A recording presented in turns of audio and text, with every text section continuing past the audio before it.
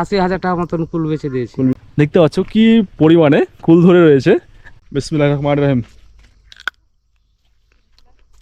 Welcome back to my channel and আরেকটা নতুন ব্লগে সবাইকে বন্ধু ওয়েলকাম। তো আজকে বন্ধু আমরা চলে এলাম কুল বাগান ট্যুর করতে। কুলের বাগান অ্যাকচুয়ালি কেমন হয় না হয় এসব কিছু আমরা দেখতে এলাম বন্ধু, কারণ আমাদের এদিকে এসব ফুলের বাগান টোটালি হয় না বা করে না, ফার্স্ট টাইম করেছে। সো সেটা আমরা ঘুরতে এলাম, আমি অ্যান্ড আমার সঙ্গে আছে হাই। তো ছোট ভাই অমিত। এই দুই ভাই আমরা চলে এলাম আমাদের মাঠে একটা কুলের বাগান করেছে, সেই কুলের বাগানটা ট্যুর করতে। অ্যান্ড তোমাদেরকেও দেখাবো এই কুলের বাগানটা অ্যাকচুয়ালি কুলের বাগান কেমন হয় না হয়, অ্যান্ড তাতে কেমন কুল হয় বা খরচ কেমন না কেমন সব কিছু বলবো। তো চলো আজকের ব্লগটা স্টার্ট করি, লেটস গো।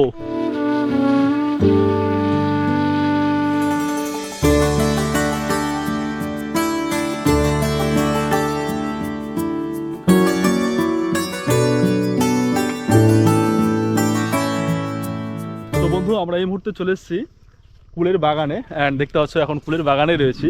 আর তোমাদের ফুলের বাগানটা ওভারঅল দেখায় কতটা বড় ফুলের বাগান। দেখতে পাচ্ছ ওই সাইড থেকে এবারে কিন্তু এই সাইড মানে খুব বড় না খুব ছোট না, জাস্ট নতুন করেছে এই বাগানটা।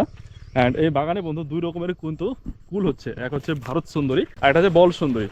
তো আগে আমরা একটু ঘুরি, তারপর তোমাদের কিসে সব কিছু দেখাচ্ছি ডিটেলসে।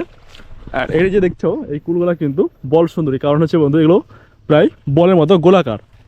দেখতে পাচ্ছ কি পরিমাণে কুল ধরে রয়েছে, বিশাল পরিমাণে কুল ধরে রয়েছে। তো জাস্ট কিছুদিন আগে কিন্তু সব মানে পাড়তে শুরু করেছে অ্যান্ড বিক্রি করছে। দেখতে পাচ্ছ এই ছোট্ট একটা গাছ কিন্তু কুলের পরিমাণ দেখো কতগুলো ধরে আছে।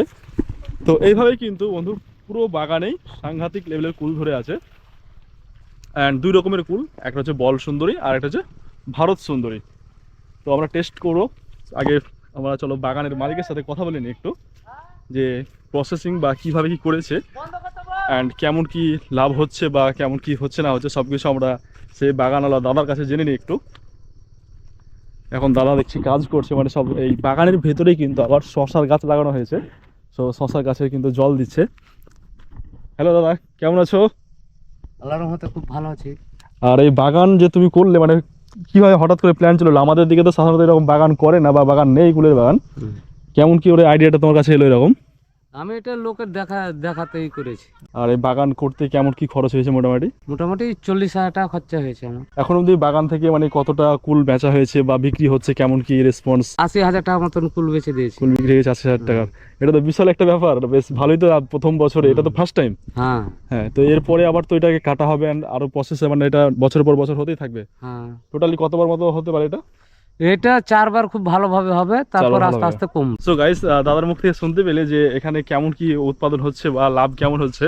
এটা কিন্তু প্রথমবার ফার্স্ট টাইম এটা শুরু হয়েছে, মানে জাস্ট কিছুদিন আগে, প্রায় কিছুদিন বলতে প্রায় 7-8 মাস আগে গাছগুলো লাগিয়েছে।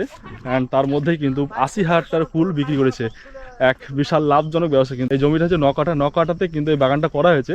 অ্যান্ড এই নকাটাতে যদি বন্ধু আমরা আমাদের এলাকায় যে সমস্ত তোমার জিনিস চাষ হয়, মানে যে সমস্ত ফসল চাষ হয়, সেই ফসল যদি আমরা লাগাতাম সেখানে কিন্তু এই যে 80,000 টাকা ইনকাম সেটা কিন্তু সম্ভবই হতো না কোনো মতেই। এই কুল থেকে কিন্তু সেটা সম্ভব হচ্ছে। আর এই কুলটা কিন্তু আমাদের এদিকে নতুন, মানে এরকম বাগান আমাদের এখানে ফার্স্ট দেখছি করেছে। সেই কারণে আমার মনের মধ্যে কিউরিয়াসিটি জেগে গেছে যে আমি এই বাগানটা একবার ট্যুর করবো, ঘুরবো। তো তোমাদেরকে আবার বলে দিই, এখানে কিন্তু দুই রকম কুল চাষ হচ্ছে। এক হচ্ছে বল সুন্দরী, এটা হচ্ছে বল সুন্দরী, আর ওই পাশে রয়েছে ভারত সুন্দরী। তো চলো এবার ভারত সুন্দরীকে দেখাই। তো ভারত সুন্দরী গাছে দেখতে পাচ্ছ যে ফুল সেরকম নেই এবারে, মানে এটা সব শেষ হয়ে গেছে, শেষের মধ্যেই জাস্ট এক একটা গাছে রয়েছে হালকা হালকা। বাট ওই বল সুন্দরীতে কিন্তু প্রচুর পরিমাণে ফুল ধরেছে। ওটা এবারে বল সাইজ রাখার, বল এবারে গোলাকার, সেই কারণে এটার নাম হচ্ছে বল সুন্দরী, আর এই হচ্ছে ভারত সুন্দরী। তো চলো এবার একটু টেস্ট করে দেখা যাক যে কেমন না কেমন বা এর স্বাদগুলো কেমন একটা। বিসমিল্লাহির রহমানির রহিম।